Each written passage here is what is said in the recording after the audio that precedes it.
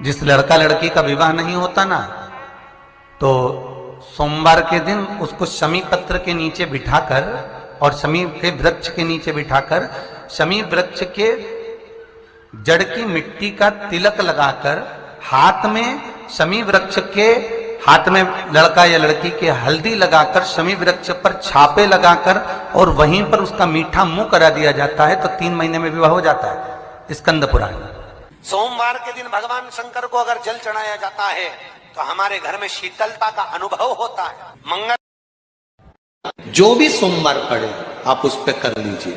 एक बात बहुत ध्यान दीजिएगा, अगर कहीं नौकरी नहीं लग रही है, सर्विस नहीं है, नौकरी नहीं है और आप कई बार इंटरव्यू दिया है, एग्जाम में बैठ भी गए, कंपटीशन एग्जाम में भी बैठे हो और अगर नहीं हो रहा, कंपटीशन एग्जाम क्लियर नहीं हो रहा या सीए का एग्जाम है या अन्य चीजों की पढ़ाई आप कर रहे हैं या कहीं नौकरी के लिए अप्लाई कर रहे हैं, नहीं हो रहा है, 5 शमी पत्र, कितने जम के बोलो जरा, 5 शमी पत्र, 5 बेल पत्र, 5 मूंग के दाने, काय के दाने, मूंग, 5 मूंग के दाने, 5 सफेद पुष्प, कोई भी सफेद पुष्प जो आपको मिल जाए, शिव जी को समर्पित कर कर 1 लोटा पानी नाम और गोत्र बोलकर, और जिस एग्जाम में बैठ रहे हो, जिस कंपटीशन एग्जाम में बैठ रहे हो, उसका स्मरण कर कर आपको छोड़ना है।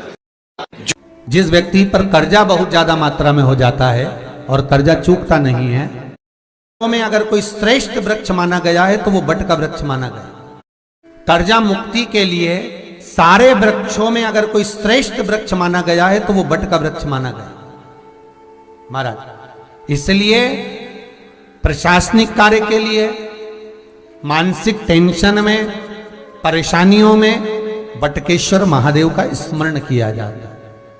और यदि निवेदन करूंगा, बहुत ज्यादा यदि आपको कर्जा हो गया है, बहुत ज्यादा कर्जा हो गया और वो कर्जा चूक ही नहीं रहा, तो थोड़े दिन बड़ के पेड़ के नीचे आप बटकेश्वर महादेव के लिए 1 लोटा पानी, उसमें थोड़ा सा पिसा हुआ चावल पीस के गला लेना चावल को और पीस लेना, पीस के उस पानी में मिला लेना और मिलाकर उसमें थोड़ी सी हल्दी पिसी हुई डालकर बटकेश्वर महादेव के नाम से बड़ के पेड़ के नीचे अपनी कामना कर कर जो कर्जा हुआ है उस कर्जे का भान देते हुए, स्मरण देते हुए छोड़ दीजिए महाराज।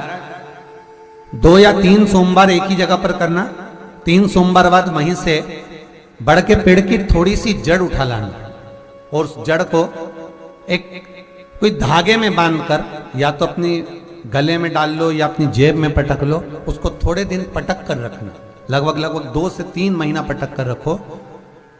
वो जड़ जैसे बड़ का पेड़ विस्तार होता है, पानी गिरे ना गिरे, जल वृष्टि हो ना हो, गर्मी पड़े ना पड़े, उसको कोई फर्क नहीं पड़ता, बड़ का वृक्ष आप रूप फैलता जाता, उसकी जड़ें अपने आप प्रबल होती है। उसी तरह ये बटकेश्वर महादेव कहीं से भी अगर जड़ आपके पास में रखी है 1 महीना, 2 महीना, 3 महीना तक, तो ये जड़ अपने आप लक्ष्मी को पकड़कर खींच कर लाती है और कर्जे से मुक्त कर देती है। बटकेश्वर महादेव का स्मरण सुख का देना हो। सोमवार को 3 नियम बना लो। जिस दिन मेरा भोले बाबा तुम पर कृपा कर दे, उस दिन सोमवार का एक नियम बनाओ कि महीने का 1 सोमवार मुझे ऐसा करना है, 3 नियम धारण करना है महीने के सोमवार को। पहला, सुबेरे जाकर शंकर भगवान को 1 लोटा जल चढ़ाना है। दूसरा, दोपहर के समय पर जाकर मुझे बेलपत्री के वृक्ष के नीचे एक चावल का दाना रखकर बेलपत्री की 7, 11, 21, 108, 51 जितनी परिक्रमा आप लगा सकते हो वो लगाना है। और तीसरा, बेलपत्री के वृक्ष के नीचे और शंकर के मंदिर के दरवाजे पर मुझे 1 घी का दीपक लगाना है। बस ये 3 नियम जिसने महीने में 1 बार ले लिया, समझ लो उसको पीछे हटने की जरूरत ही नहीं, वो आगे ही बढ़े। महीने के किसी 1 सोमवार का ऐसा नियम बना लो कि मुझे 3 नियम धारण करना है। महीने के किसी भी 1 सोमवार को, हम ये नहीं कहेंगे कि तुम सोमवार 5 पढ़ रहे हैं तो 5 को करो, 4 पढ़ रहे हैं तो 4 को करो, 3 पढ़ रहे हैं तो 3 को करो। तुम तो महीने का 1 सोमवार का नियम बना। और मेरी जीजियों से, मेरी बेटियों से जो विदेश में रह रही हैं, जो कहीं बाहर रह रही हैं, कहीं बड़े शहर में रह रही हैं, जो रोज मंदिर नहीं जा सकते, हर किसी महीने के एक सोमवार को भी ये नियम निर्धारण कर सकते, तो उनसे कहेंगे कि 3 महीने में एक सोमवार का नियम बना लो। 3 महीने में नहीं बना सकते तो 6 महीने में एक सोमवार का नियम बना लो, और 6 महीने में नहीं बना सकते तो 1 साल में एक सोमवार का ऐसा नियम बना लो कि मैं साल का एक सोमवार ऐसा रहूंगी कि सुबह सोमवार के दिन मंदिर में जाकर जल चढ़ाऊंगी, दोपहर में जाकर बाबा को एक अक्षत का दाना रखकर, अक्षत का मतलब है कि बाबा मेरी दिनों दिन उन्नति करना। बेलपत्री के वृक्ष के नीचे जो अक्षत रखा जाता है वो उन्नति के लिए रखा जाता है। शंकर के शिवलिंग पर जो अक्षत रखा जाता है वो रोग मुक्ति के लिए रखा जाता है। अशोक सुंदरी पर जो अक्षत रखा जाता है वो संतान प्राप्ति के लिए रखा जाता है। षडानंद कार्तिकेय की ओर जो अक्षत रखा जाता है वो हमारे बच्चों की सुख समृद्धि के लिए रखा जाता है। विनायक की ओर, गणेश जी की ओर जो अक्षत रखा जाता है वो हमारे घर में कोई मंगल कार्य आ जाए उसके लिए रखा जाता है। और जो पीठिका होती है जिसपे शिवलिंग रखा होता है, पार्वती जी का हस्तकमल, उस पर अक्षत रखा जाता है तो नारी के अखंड सौभाग्य के लिए रखा जाता है। अक्षत रखने का भी तरीका है। नंदी हमको प्रेरणा देता है। शंकर भगवान के मंदिर में जो नंदी की स्थापना होती है शिव मंदिर के बाहर, वो हमको प्रेरणा देता है कि इधर उधर ना झांकते हुए शंकर पर दृष्टि लगा लो, वो तुम्हारी सृष्टि बदल देगा, वो तुम्हारी जिंदगी बदल देगा। वो नंदी सीख। पर हमारी आदत बुरी है। हम मंदिर जाते हैं तो 10 जगह पर ध्यान लगाते हैं। हम कथा में भी जाएंगे तो 50 जगह हमारा ध्यान जाएगा। अगर मंदिर भी जाएंगे तो 50 जगह ध्यान जाएगा। तीर्थ जाएंगे तो 50 जगह ध्यान। पाप हमारे माथे चढ़ता चले जाता है। निंदा करने वाला, जिसकी हम निंदा कर रहे हैं उसका पाप। एक कथा पहले कही थी, आप लोगों के स्मरण में होगा। एक राजा को एक बीमारी लग गई, पूरा शरीर टपक रहा है, गिर रहा है, पूरा शरीर टपक रहा है, गिर रहा है। बड़ी भयंकर बीमारी, गल गल कर शरीर नीचे गिर रहा था। राजा ने सारे वेदों को दिखाया, सारे डॉक्टरों को दिखाया, पर राजा का शरीर ठीक नहीं हुआ। आखिरी में राजा ने विचार कर अब करूं तो करूं क्या। गुरु जी के पास गया, गुरुदेव मेरे शरीर में एक रोग लग गया, शरीर टपक टपक कर जमीन पर गिर रहा है। गुरुदेव मेरा शरीर गल रहा है, गुरु जी आप बताओ, कुछ अच्छा बता दीजिए। गुरु जी ने कहा, राजन तेरा शरीर गिर रहा है? हाँ। टपक रहा है? हाँ। शरीर गल रहा है? हाँ। राजन तेरा भाई था ना, वो तो मर गया, भाभी कहाँ है? घर में। राजन एक काम कर, जहां जिस कक्ष में तेरी भाभी सोती है उस कक्ष के बाहर रात्रि के समय पर जाकर दरी बिछाकर सोना चालू कर दे। किसी को बताना मती, किसी को बोलना मती, किसी से कुछ कहना मती, बस भाभी के कमरे के बाहर जाकर सोना चालू कर दे। ठीक है महाराज, इससे अच्छा हो जाऊंगा? बिल्कुल अच्छा हो जाएगा, जा सो। अब गुरु जो बताता है बड़ा विचित्र बताता है। दुनिया के लोगों को भले लगता है क्या शंकर जी को जल चढ़ाने से ऐसा हो सकता है, क्या बेलपत्र चढ़ाने से ऐसा हो सकता है, क्या धतूरा चढ़ाने से ऐसा हो सकता है, क्या शहद चढ़ाने से ऐसा हो सकता है, क्या चावल का दाना चढ़ाने से ऐसा हो सकता है, क्या शंकर जी के मंदिर में सफाई करने से, शिव जी के मंदिर को धो देने से शंकर के मंदिर को साफ कर गया, उसके कमरे में जाकर सोता है। भाई मर गया और राजा भाभी के कमरे में जाकर सो रहा है। एक दासी ने दूसरी से कहा, दूसरी ने तीसरी से कहा, तीसरी ने चौथी से कहा, चौथी ने पांचवी से कहा। बात पूरे नगर में फैल गई। लोग राजा को गालियां देने लगे, अपशब्द कहने लगे, ताना देने लगे, आड़ा टेढ़ा कहने लगे, कोसने लगे, खूब अपशब्द कहने लगे। राजा धीरे धीरे धीरे धीरे राजा का शरीर अच्छा होते चले गया, राजा का शरीर ठीक होते होते चला गया। राजा एक नारियल लेकर, श्रीफल लेकर गुरुजी के पास पहुंच गया। गुरुजी, किसी डॉक्टर की दवाई नहीं लगी, किसी वेद की औषधि नहीं लगी, केवल भाभी के कमरे के बाहर सोने से मेरी बीमारी ठीक हो गई। कैसे हो गई? गुरुजी ने कहा, राजा तेरा पाप बहुत बढ़ गया था, उस पाप को समाप्त करने के लिए तेरी निंदा करवाना प्रारंभ करी, तेरी बुराई करवाना प्रारंभ करी। दुनिया के लोगों ने जब तुझे गाली देना चालू करा, अपशब्द कहना चालू करा, बुराई करना चालू करा, निंदा करना चालू करा, तो तेरा रोग, तेरी बीमारी अपने आप समाप्त हो गई। तेरा रोग मिट गया, तेरी बीमारी समाप्त। तुम देखना, अपने अपने घरों में देखना, बहू का घुटना दुख है, बहू की कमर दुख है, बहू की पीठ दुख है, बहू का सिर दुख है, बहू का हाथ दुख है, बहू का पांव दुख है, और 70 साल 80 साल की डोकरी का कुछ नहीं दुख है। लिंग में प्रथम ज्योतिर्लिंग सोमनाथ, जहां पर चंद्र कुंड है, जिस सोमनाथ जी के पास में भगवान शंकर के उस धाम के पास में भगवान कृष्ण भी आकर अपने प्राणों को त्यागना चाहते हैं, क्योंकि वहां से मैं मुक्त हो जाऊंगा, संसार के सारे बंधन छूट जाएंगे। ऐसे सोमेश्वर महादेव का स्मरण किया गया। भगवान अर्धनारीश्वर भगवान, जब इंसान को मृत्यु का समय नहीं मालूम कि कब मरेगा, तो पूजन का समय क्या पूछना। हर पल दिन रात भगवान की भक्ति ऐसे करो कि मैं अगले पल जीवित रहूंगा कि नहीं रहूंगा। जब मौत का ठिकाना नहीं तो मरने का क्या ठिकाना, भजन का क्या ठिकाना। घड़ी चंद्रदेव ने पूछा, शिव जी की आराधना कब, तेरा मन पड़े जब कर, 24 घंटा शिव की स्तुति कर। चंद्रदेव ने शिवलिंग बनाया, पूजन करी, रोज पूजन करते, रोज अर्चना करते, रोज विनती करते। शिव जी प्रकट हो गए, एक कुंड, चंद्र कुंड प्रकट हो गया। उस कुंड से शंकर भगवान प्रकट हो गए। प्रकट होकर कहा, ले इस कुंड में स्नान कर, तेरा चर्म रोग समाप्त हो जाएगा। चंद्र कुंड में चंद्र ने स्नान करा, रोग समाप्त हो गया। रोग गया, रोग समाप्त हुआ, चंद्रदेव ठीक हुए, भगवान सोमेश्वर महादेव के रूप में विराजमान हो गए। का पवित्र चरित्र कर रहा है उमा महेश, शिव महापुराण वर्णन कर रही है कि मेरे जीवन में बहुत संघर्ष का समय चल रहा है, बहुत तकलीफ का समय चल रहा है, बहुत कष्ट का समय चल रहा है, बहुत दुख का समय चल रहा है, बहुत कष्ट का समय चल रहा है, बहुत तकलीफ का समय चल रहा है, बहुत कष्ट का समय चल रहा है। जब आपको लगे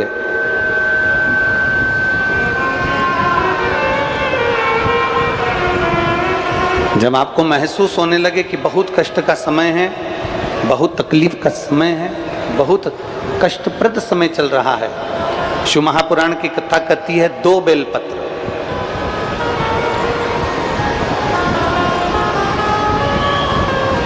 दो पुष्प, एक बेलपत्र पर श्वेत पुष्प और एक बेलपत्र पर लाल पुष्प। जिस समय दुख की घड़ी चल रही हो, तकलीफ की घड़ी चल रही हो, कष्ट की घड़ी चल रही हो, बहुत तकलीफ हो जीवन में चल रही हो, बहुत तकलीफ जब जिंदगी में चल रही हो, उस समय पर 2 बेलपत्र और 2 पुष्प,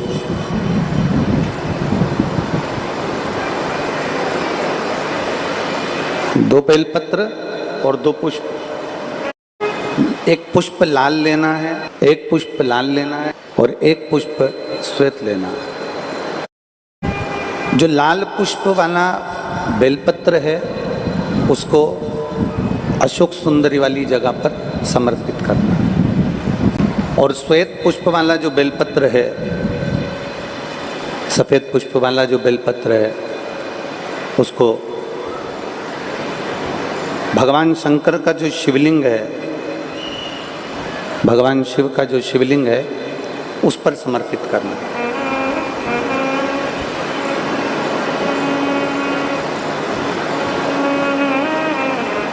एक जो लाल बेलपत्र, लाल पुष्प का जो बेलपत्र है, लाल पुष्प वाला जो बेलपत्र है,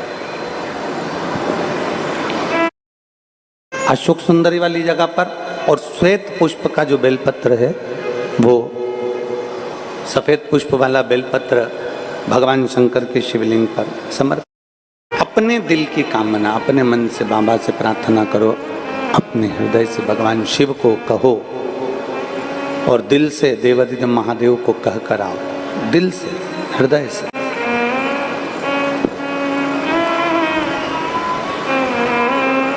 जब दिल से बाबा देवादिदेव महादेव से कहोगे,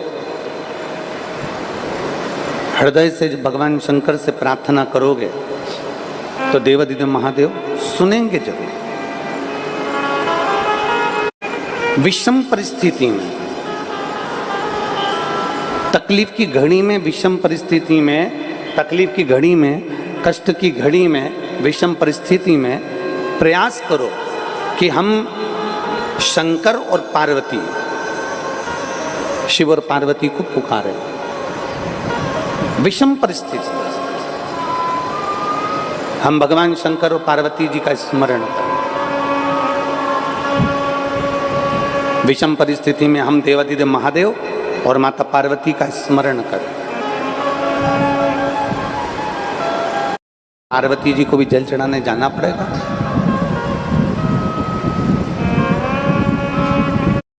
के लिए जाना है। शिव महापुराण की कथा कहती है, आप अगर हृदय रखकर जड़ ध्यान देंगे, जैसे ये शिवलिंग है, ये जलाधारी है, और अगर आप हृदय रखकर जब हम देवादिदेव महादेव को जल चढ़ाते हैं, शंकर जी को जल चढ़ाते हैं, और वहीं जल चढ़ाते चढ़ाते आप अशोक सुंदरी वाली जगह अर्थात माता पार्वती जी का हस्तकमल और अशोक सुंदरी वाली जगह पर भी अपने जल को थोड़ी सी धार लगा देते हैं, तो शंकर और पार्वती दोनों को ही वो जल समर्पित हो जाता है। वैसे तो शिव महापुराण की कथा ये कहती है कि केवल एक देवादिदेव महादेव को जल चढ़ा देने से, शिव महापुराण की कथा कहती है केवल एक देवादिदेव महादेव को जल समर्पित कर देने से 33 कोटि देवता, चाहे फिर उसमें गणेश जी हों, कार्तिकेय जी हों, जगदम्बा अम्बा हो, चाहे नवग्रह देवता हो, चाहे पंचलोकपाल हो, षोडश मातृका हो, 64 योगनियाँ हो, सारे देवी देवता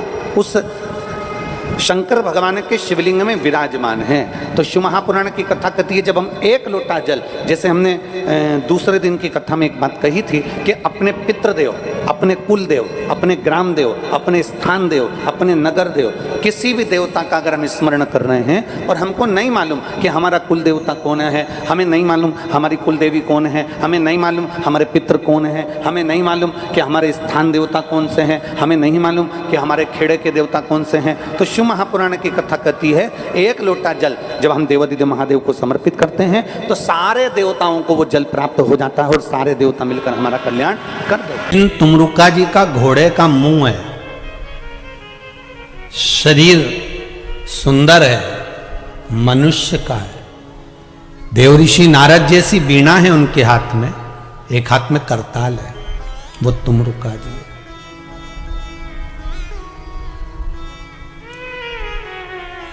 वो तुमरुका जी जो शिव महापुराण की कथा को कर रहे हैं, बाच रहे हैं, सुना रहे हैं।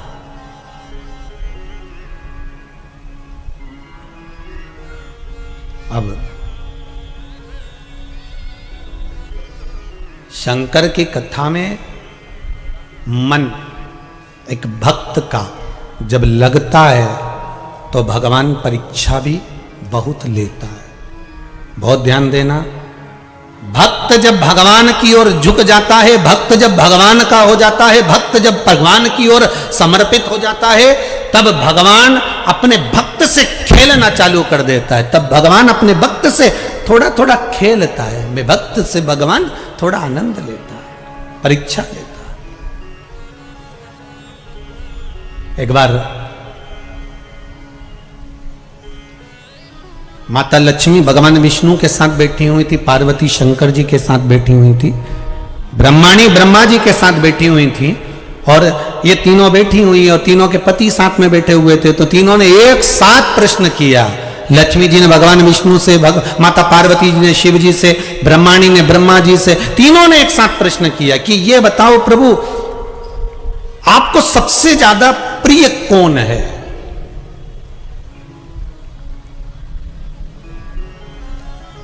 और प्रभु ये भी बता दीजिए कि आपसे बड़ा कौन है? अब भगवान से बड़ा कौन हो सकता है? आपसे बड़ा कौन है? तो भगवान विष्णु और भगवान शंकर और भगवान ब्रह्मा तीनों एक साथ बोल दिए, हमसे बड़ा हमारा भक्त होता है, हमारा भक्त हमसे बड़ा। घर में संपदा की कमी होती है, जिसके घर में कर्जा बढ़ जाता है, लक्ष्मी नहीं आती, बहुत टेंशन की जिंदगी जीता है मनुष्य, व्यापार चल नहीं रहा, बहुत तकलीफ का जीवन चल रहा होता है, तो आज भी नियम है महाराज कि सोमवार शुक्रवार ये 2 वार ऐसे हैं, इन 2 वार को यदि कटोरी में थोड़ा सा शहद रखकर, मधु रखकर यदि लक्ष्मी जी का स्मरण किया जाए और माता लक्ष्मी जी का स्मरण कर कर एक लाल पुष्प उस कटोरी के सम्मुख में माता लक्ष्मी का नाम लेकर रखा जाए और बाद में वही शहद, वही मधु और वही पुष्प सोमवार का दिन और शुक्रवार के दिन लक्ष्मी का पूजन कर कर, स्मरण कर कर, दूसरे दिन शुक्रवार के दिन पूजन करें, शनिवार के दिन उस मधु का, उस पुष्प का विसर्जन करें, सोमवार के दिन पूजन करें लक्ष्मी जी का स्मरण कर कर, और मंगलवार के दिन अगर विसर्जन करें, 5 या 7 सोमवार या शुक्रवार को यदि आप मधु का भोग लक्ष्मी जी को लगाना प्रारंभ कर दें, शिव का नाम स्मरण कर कर, तो उसके घर में कभी संपदा की कमी नहीं होती, लक्ष्मी उस संपदा को